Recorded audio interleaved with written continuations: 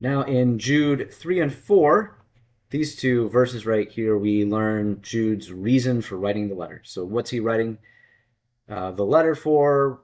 What is the occasion under which the letter has been written?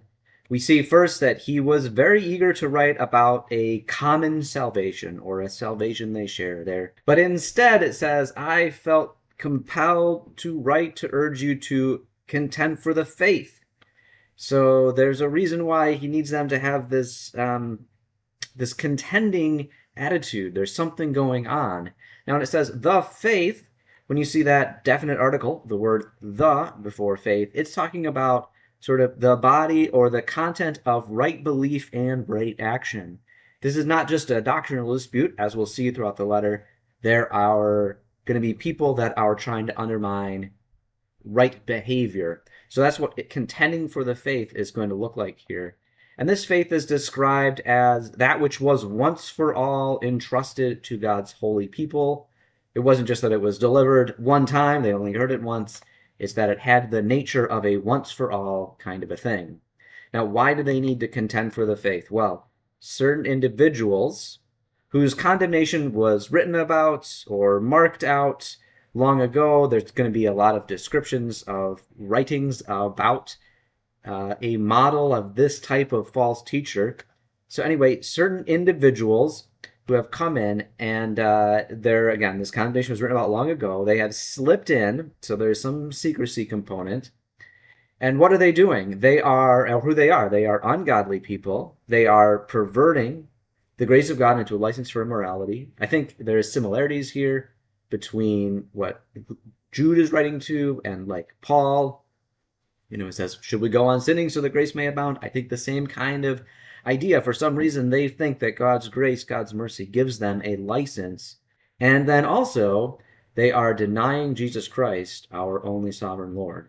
So notice Jude is describing his brother as our only sovereign Lord, and this sovereignty here is this idea of kinship or being in charge of authority, and authority is going to be a common theme throughout the book of Jude. It's worthwhile to look at verses 5, 6, and 7 as a single unit, because in each one of these we have one, two, three descriptions or stories from the Old Testament about that are going to describe these false teachers, these certain individuals have been come in. In fact, 5 through most of the book is going to be an ongoing description of who these false teachers are and what's going on. And what Jude's going to do is he's going to look at patterns that we see in the Old Testament that describe both the nature of their error and then also the end to which they are coming to. All right, so the first story that's given is the one about when the people were delivered out of Egypt. It's interesting here. It says, I want to remind you when the Lord, which is typically a phrase referring to Jesus. So this may actually be, Jude may actually be saying, Jesus delivered the people out of Egypt, which has interesting sort of Trinitarian implications. But it could just be referring to God the Father. Regardless, the reminder of the time when the Lord, at one time, delivered his people out of Egypt, but then what? But then later destroyed those who did not believe. I think the event here is probably as the Israelites were going up to the land, they were at the border about to go in at Kadesh Barnea. The spies go in. They see, the giants. There's two positive reports. We should go into the land. God is giving us the land. That's from Caleb and Joshua. But then the other 10 spies say, no, we can't. If we go in, we'll get in trouble. And what did the people do? When they saw that, they did not believe. Now, who were destroyed? Well, the 10 spies were sort of met their end immediately, but the rest of the generation was destroyed by wandering the desert for 40 years. That was actually sort of a form of slow destruction as a judgment from God against the people, against those who refused to trust God. God said, I'm going to give you the land, and they refused to go in. So what's the sin being specified here is they did not believe, and the end is they were later destroyed. The next story that we see here is of angels that did not keep their positions of authority but abandoned their proper dwelling, and then who are kept in judgment until the great day. And you might be asking, what's that about? I don't know if I remember that. And there's really two possibilities, two ways to interpret this. One is that this was a fall of the angels before Adam and Eve fell. So when Satan fell, some number of angels followed him, and it could be referring to that as abandoning their positions and their proper dwelling. Or it could be another fall, which is potentially recorded in Genesis 6, and that really depends. Whether it's that depends on our interpretation of Genesis 6. So we got to go there in a second and take a brief excursus first. There's one more quick step we have to take before we get to Genesis chapter 6, and that's looking at Jude 14 and 15. Now in Jude 14, Jude said, Enoch, the seventh from Adam, prophesied about them, that is, these false teachers, which says, See, the Lord is coming with thousands upon thousands of his holy ones to judge everyone and to convict all of them of all the ungodly acts they have committed in their ungodliness and of all the defiant words ungodly sinners have spoken against him. So now you might be wondering, okay, I know who Enoch is. He was one of the ones that was taken up into heaven, right? But what's this thing about him prophesying? I don't remember that. And what Jude was doing here is he is actually quoting from a book, the book of First Enoch, which was popular at the time, both amongst Jewish readers of the Hebrew Bible, and then became quite popular in the early Christian movement for at least a couple of hundred years. So this is going to be relevant to going back up here to verse 6 when it talks about the angels who did not keep their positions of authority. And I'll get there after we go to Genesis 6. Okay, Genesis 6 is a strange and fairly obscure and difficult to interpret passage of the Bible, and so I want to tread here cautiously, but we'll just read it real quick. It says, When human beings began to increase on the earth and daughters were born to them, the sons of God, who were those? They saw that the daughters of humans were beautiful, and they married them that they chose. And then it says, The Lord said, My spirit will not contend with humans forever, for they are mortal. Their days will be 120 years. Then it says, The Nephilim were on the earth in those days, and afterward, when the sons of God went to the daughters of human and had children by them. So here we got with the sons of God, and we've got these things called the Nephilim that are the children of these sons of daughters and humans, and sons of daughters of humans and sons of God. These are heroes of old. These are like these giants, right? And then Nephilim actually come up later in the Bible. And so the question is, who are these Nephilim? Who are the sons of God? What does it mean that they are having these children by these daughters of humans? Now, again, there's maybe two broad interpretations here. I'll just go through the broad interpretations. One is that sons of God and daughters of humans are both humans, but maybe the sons of God are kings, or maybe the sons of God are from one sort of line of descendant and the daughters are a different line. And the Nephilim we're just talking about are sort of these great warriors. And there's something in this that God doesn't agree with. That's certainly one possibility, and certainly a possibility. Again, another possibility is that the sons of God are some kind of angelic beings, some sort of a spiritual being, and therefore the Nephilim are their children. There's no other way to put it, right? Between humans and angelic or spiritual beings. Now that strikes, I think, modern reader as very odd, very unusual.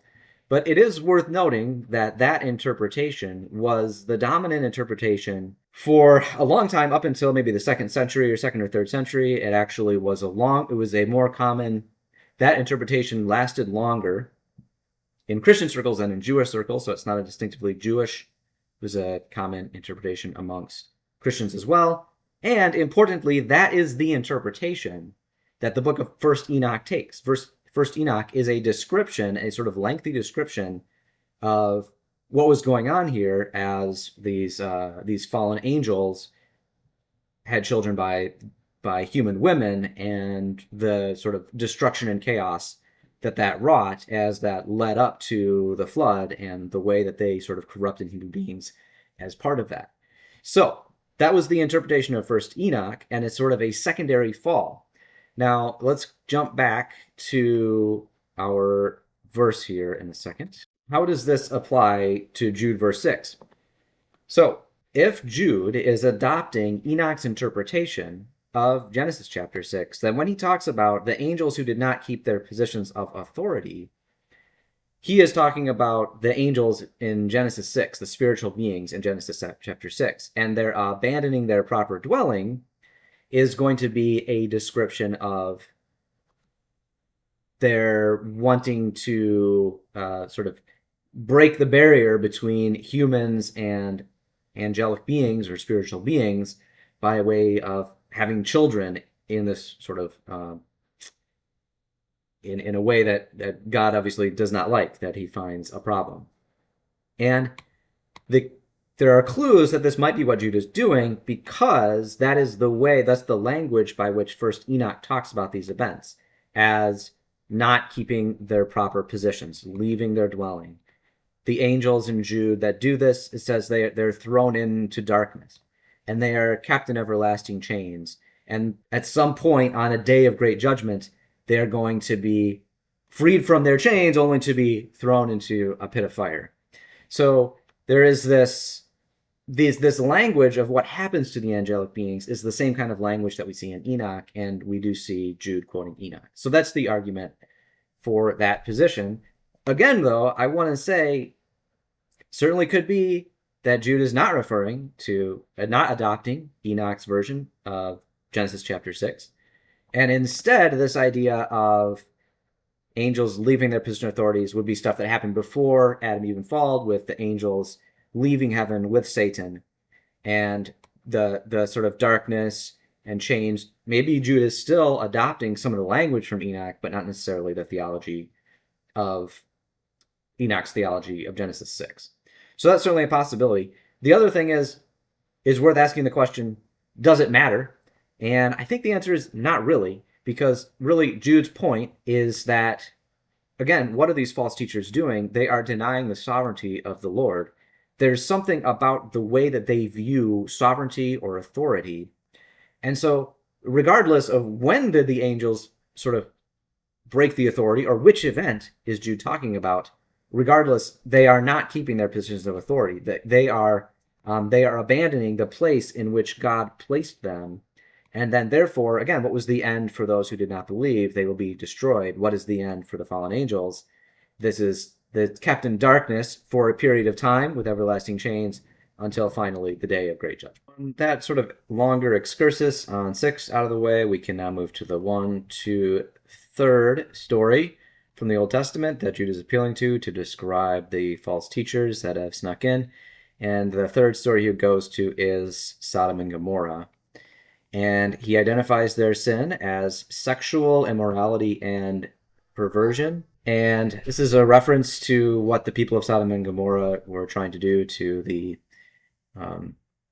angelic visitors, which, by the way, is another possible link.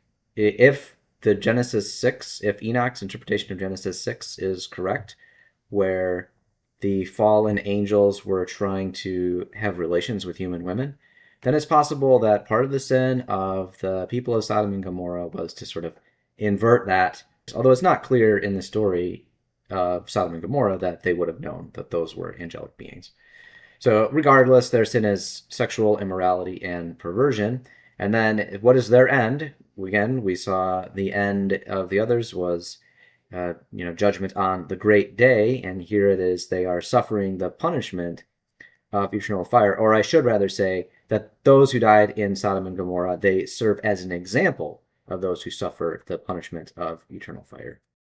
Okay, we now come to the 3rd Old Testament story that Jude is using to describe these false teachers who have snuck in. It says that in a similar way, so probably similar to the example of those who were destroyed who did not believe, and the angels who did not keep their positions, we have the story of Sodom and Gomorrah. And the sin here is identified, and this is, of course, is referring to what the men of Sodom were trying to do to the angelic guests, say trying to force themselves upon the angels, and they were struck down. And so there's maybe even a link here to the angels here, possible link there between these two events in Jude's mind. regardless, this is saying something about the nature of the sin of the false teachers and maybe what they are trying to encourage others to do. And then it says, again, what is their end? We have the destroyed up here. We had everlasting chains here until the day of great judgment. And then here we have that Sodom and Gomorrah. They serve as an example of those who suffer the punishment of eternal fire. So that's this trio right here.